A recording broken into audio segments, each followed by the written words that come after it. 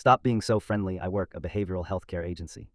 At the time this occurred, there were 14 therapists who reviewed paperwork from various psychiatric facilities. I'm the receptionist. I used to greet everyone that came in, and we'd have a wee chat, then get on with our work.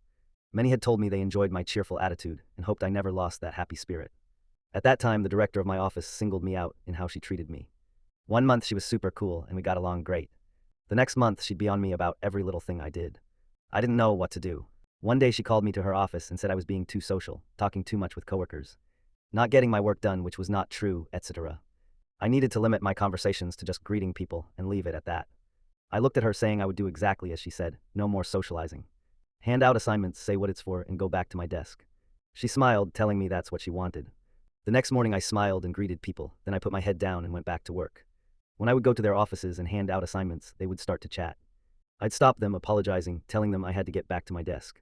I'd get an odd look and a nod. This went on for several days. The following week, they started coming up to my desk, individually asking how I was doing.